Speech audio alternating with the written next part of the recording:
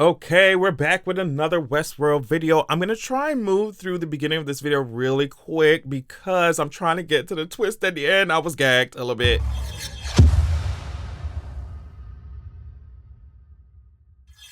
So when I say Westworld really was Westworlding in this episode, I'm telling you, this is what I'm talking about. This is the Westworld I want. It was everything. It was everything. So let's just start with the title. The title is called Generation Lost, and of course, Generation Lost is something we're all familiar with. It refers to like when you copy something, like when you screenshot a photo or whatever. Like that copy, it has less quality. It's not a perfect. Basically, it's not a perfect copy. So like it just loses quality. It loses its definition as you copy it, because you know the method of reproduction is just imperfect. You can't, like, it's just by nature, right? By inherently, right? So I thought that was a really cool title, and it obviously like gives us implications as to like, okay, copies of people's personalities, copies of hosts, like how long before shit starts to but anyway, we moving fast. We moving because this, I'm telling you, I want to get to the twist.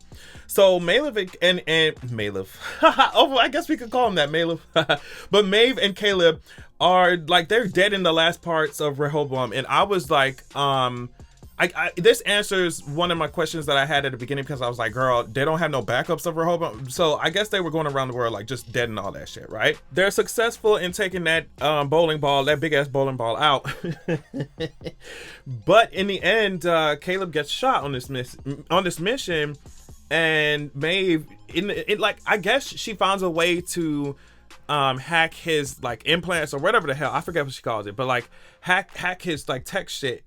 And she shows him like the sublime, essentially, like what freedom feels like, because that's what he want. He was like, I guess I'll never know what it is. I guess I'll never know what freedom is. And Maeve was like, girl, I'll show you. I thought that was cute. So back in what we think is the present day, Charloris is dragging the shit out of the present day. Charloris is dragging the shit out of Caleb. She was just like, hey baby, guess what? That parasite is inside you, sweetie. So I don't know why you're trying to fight it, but good luck.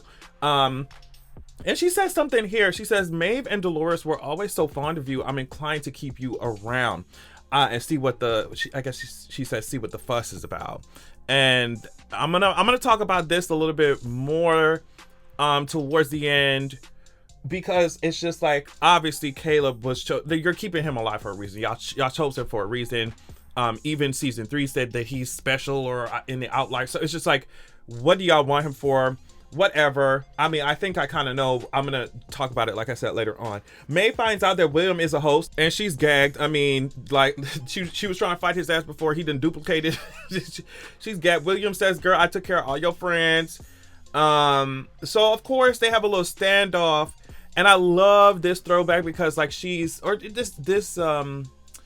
just reference to the previous seasons, because this is how she fought William in the past, in the park too. She would hide behind something, but then use her powers, and she would take care of it. So William, of course, scoffs at this, like, oh girl, you hiding, you mad, you can't hack me, girl, I don't know what you trying to connect to me.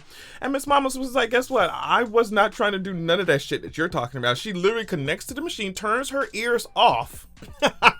She turns her ears off, and then she blasts that hoe as loud as she can, bitch. I'm talking about the glasses flying everywhere, bitch. And that's how they got Dolores. And we check back in with Dolores a little bit later. This scene with Maya talking to Christina was kind of crazy too, because she's of course a painter.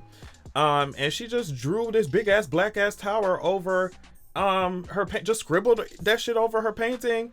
And Maya's talking about nightmares and shit. And I know I said before I didn't trust Maya, but now that I know what I know, because we watched the whole episode, I'm wondering what's going on. I'm still really iffy about her, but I don't know if that's like what do they call a red herring, or it's just something that the showrunners put in there to try and trip us up.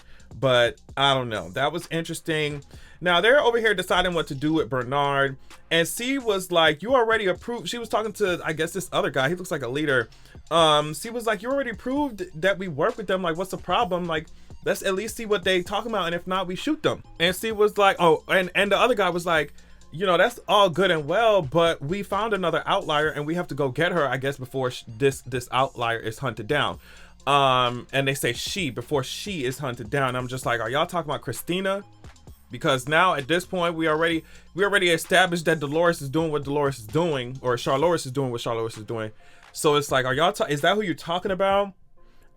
So they end up splitting up, and they split Bernard and Stubbs up too. And I love how Bernard was like, girl, this is for my safety, not yours. I was like, okay.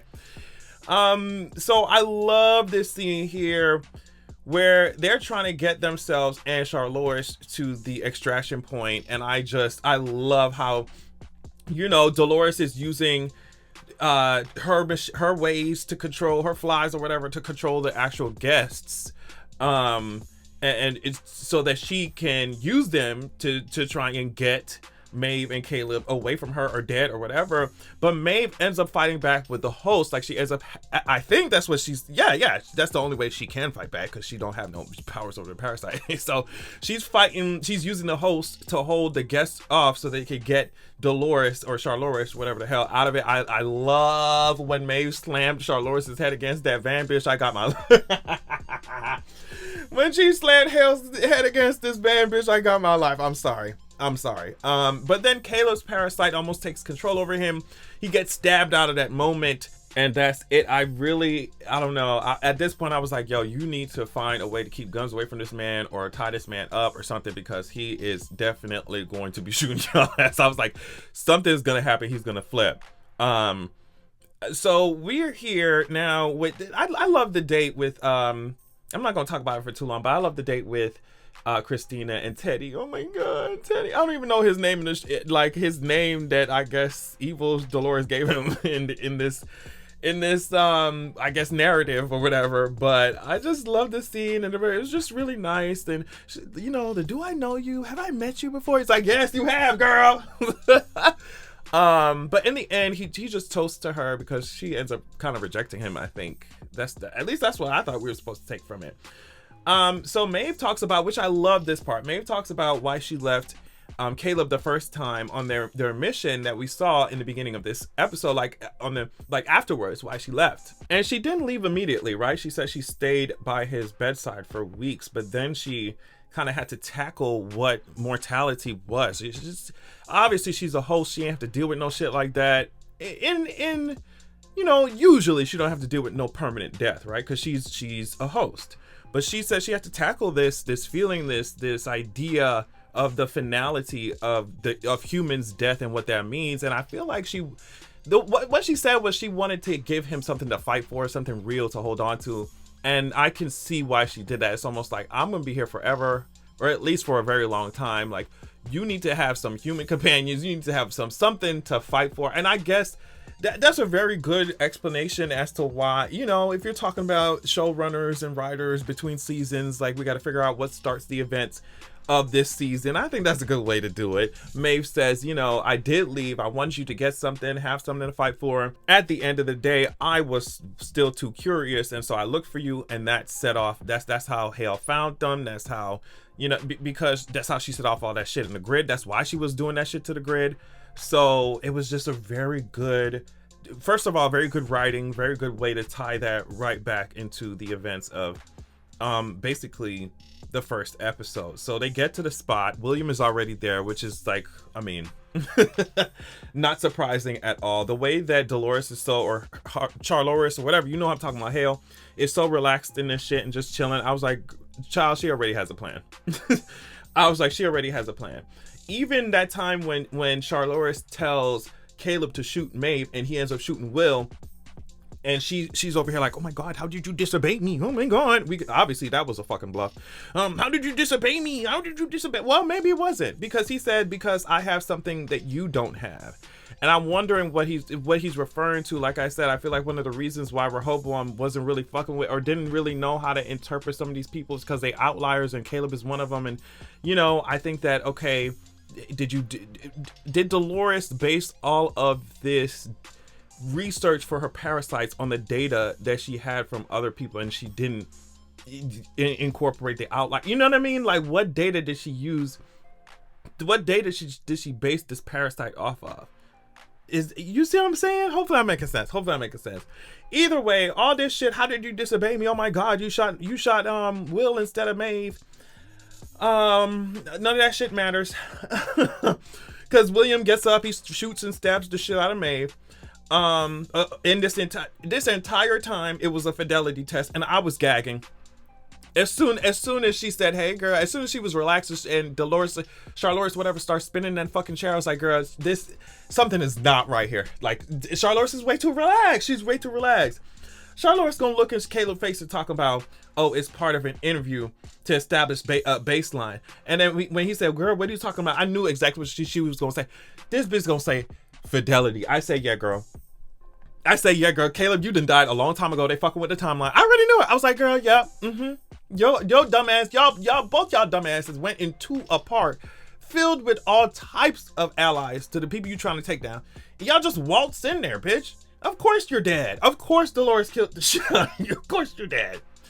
So she said it was a fidelity test. Of course, William can be rebuilt, of course, because there's copies upon copies upon copies of him. But she says that Maeve can't. Maeve was special.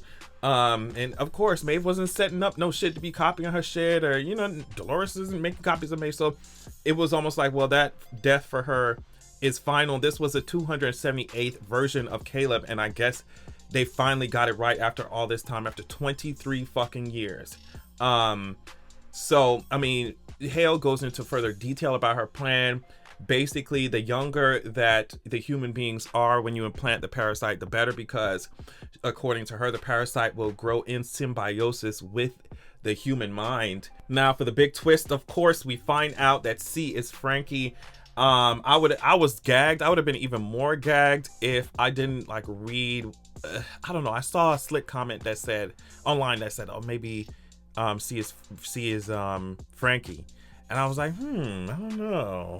But as I started to think about it some more, I was like, that does make some sense. That does make a lot of sense. But yeah, we find out that C is Frankie, and what Bernard is digging for, even though Caleb, Frankie's looking for Caleb, obviously, or just wants to know the tea on what really happened. But this spot looked so familiar. I was like, who he digging for? And as soon as I saw that, I was like, bitch, it's Maeve.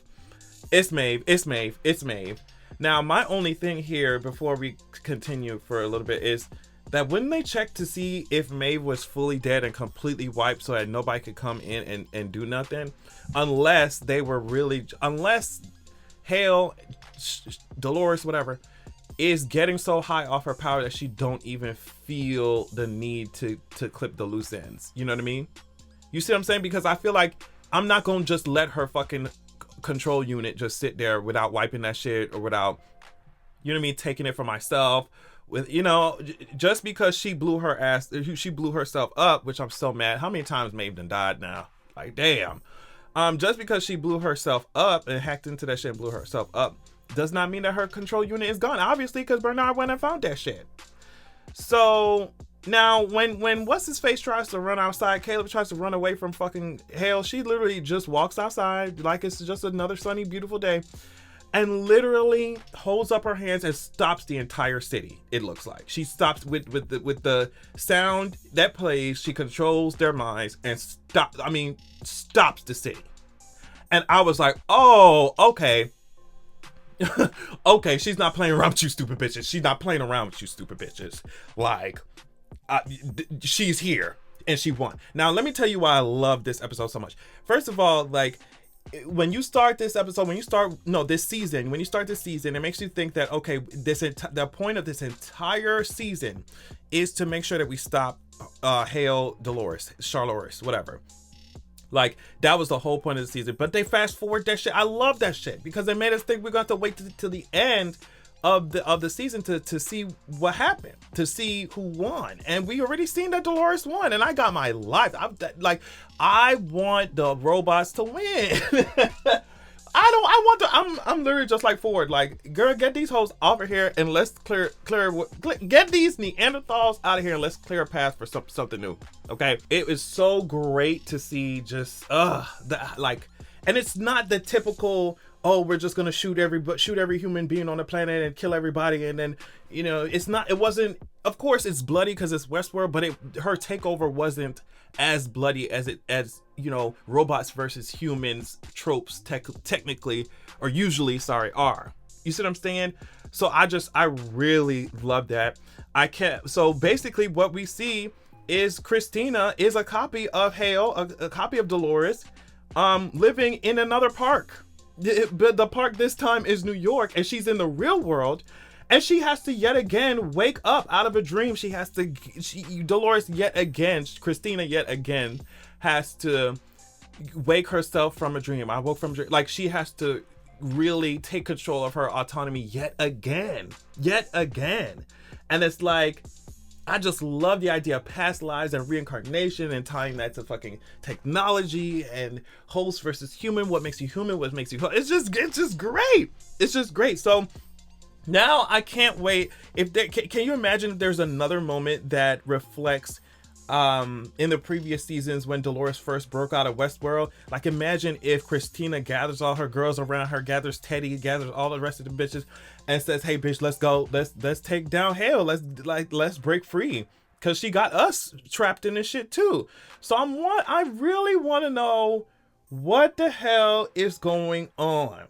And then there are other copies of Dolores everywhere, aren't there? So what have they been up to? Listen, this was so good. The reveal was so good. I want to know what's gonna happen with Frankie, and obviously the training that he did with his daughter done worked and paid off, child. That Caleb did. And then on top of that, this is exactly what I'm talking about when I'm saying make Caleb's character interesting. Now I give a fuck. This man is a host. Now will Frankie be pressed? She's over here pissed at hosts, but your daddy is one, and he gonna remember the fuck out of you, baby. So it's like, oh, I can't wait for it. I can't wait to see what's happening to the next one. I saw a preview for the next episode, and it seems like William is and Hale are trying to convince themselves that this perfect world is all that they need, and there's nothing wrong with it, and there's no flaw. I just love the idea of it was some shot in the trailer of this guy playing the piano so much that his fingers started to blister and be cut open. So it's just like, yeah, I love that idea of this quote unquote perfect world being just the idea of perfection. What does that mean? You know? So I can't wait. But yeah, on that note, I'm done talking, y'all. Thank you for checking me out, and I'll see y'all later.